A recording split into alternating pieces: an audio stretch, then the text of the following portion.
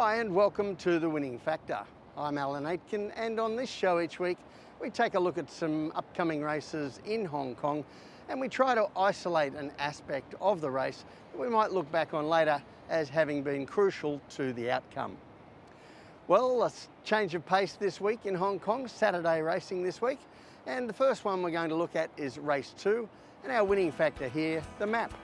Now we take a look at the field, only a small one, and we'll talk more about that a little later, but a number of chances, and Pinghai Treasure looks fitter for one run from a break, quite a lengthy break, clear choice. He's racing consistently. London Lucky Star, I'm sure his supporters last time are still crying over his misfortunes, and a better draw also looks to give a very good chance to Touch of Luck from the John Moore stable. And as luck would have it, those 4 horses I've mentioned there as the main chances all met in a race last month over the same course and distance with a full-sized field of 14, and we're going to take a look at their performances there. So there's a little bit to look at with 4 horses. This is race 586.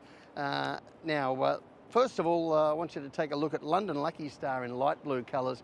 Back in the field, he gets a check early and clips heels, nearly comes down soon after the start, then gets back. He runs into a bit of trouble later on in the race. We also see Touch of Luck in the red, black and white colours pressing forward out wide, Pinghai Treasure going forward, and Clear Choice in the dark blue and white hoops. He's fairly prominent here in the early stages too. And I want you to note the heat map here, a little bit of pressure on early, Pinghai Treasure and especially Touch of Luck from a wide gate, spending their petrol in the first 2/3 of the race, and that counted against them in the home straight. And when we get to the home turn, you'll see London Lucky Star again, held up back in the field. He gets through inside and flashes past both of them to nearly cause an upset, while Clear Choice also gets by Pinghai Treasure and Touch of Luck in the final stages of the race. But I'm confident that Pinghai Treasure and Touch of Luck, who finished worst of the 4 horses we mentioned earlier, can turn it around here. Pinghai Treasure at his first run for 9 months out with injury, and also Touch of Luck, who gets a much better draw this time. And I think the key to them turning that form around is the map.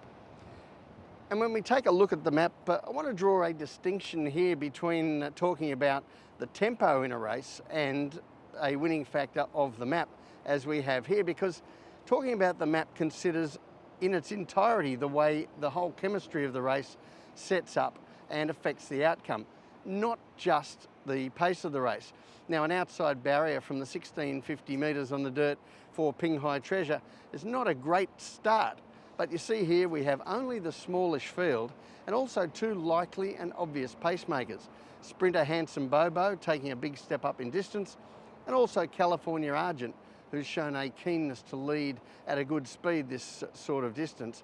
And I think they'll run along early and open up a gap behind them, and Clear Choice and Pinghai Treasure will be able to slide over behind them, while Touch of Luck from the low gate this time, that enables him to be conserved more in the early stages than in the race that we saw earlier, and I think he races better like that. So the tip in race 2, Pinghai Treasure. His winning factor, the map. Although he finished behind a couple of his rivals here when they met last time, there's reason to think he'll be fitter this time, but to me the crucial thing is the map. I think he'll get a chance to sit behind a couple of leaders here, take it easy a little bit more in the early and middle stages, and have something left for the finish. The second race I want to examine is race 5, and our winning factor here is the last start winner, Up in Class. Now this is a Class 4, 1800 metres, and I think our major players are only a few here. A Cheerful Star, he hasn't had things really work out his way at his last 2 runs. The 3-year-old, Invaluable, who should certainly have finished a little bit closer at Happy Valley last start without interference. And the last start, Class 5 winner, Mcmahon. Well, I think they all have winning chances.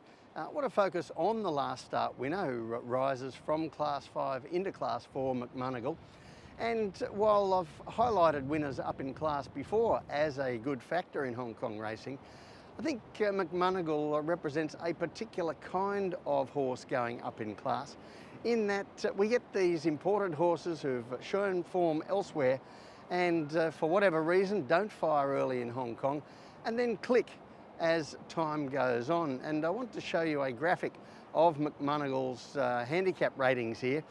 As you can see, when he arrived 2 years ago in Hong Kong, he actually came from Ireland as a winner and a potential Derby hopeful for John Moore, and the handicapper in Hong Kong thought he was worthy of a Class 2 handicap rating of 80. Now, as we often see, some previously raced horses don't cope well with the change of environment. They don't perform, especially off a Class 2 starting point, and some of them never really adjust, but some of them we see do click after some time to acclimatise, and they start to reveal again that ability that the handicapper so respected in their early days.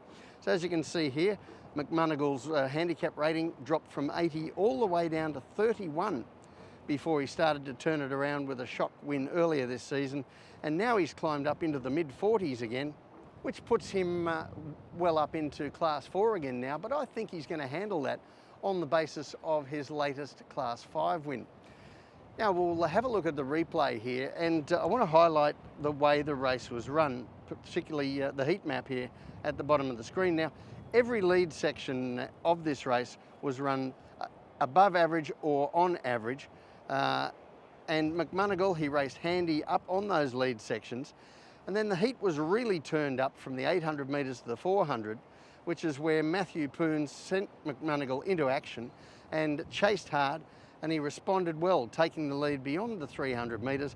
As you see here, he clears out and did not look like weakening despite making that longish finishing run.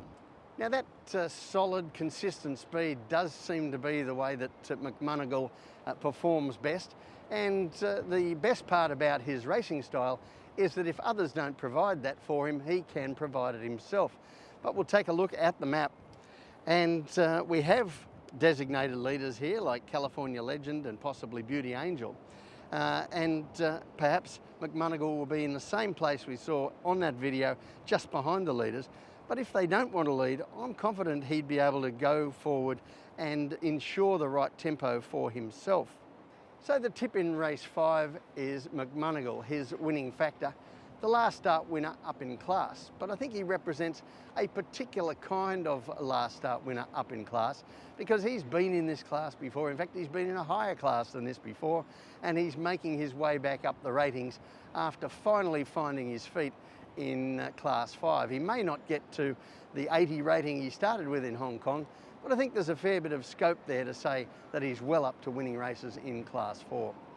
Well, that's it from the winning factor for this week. Good luck on Saturday. We'll see you next time.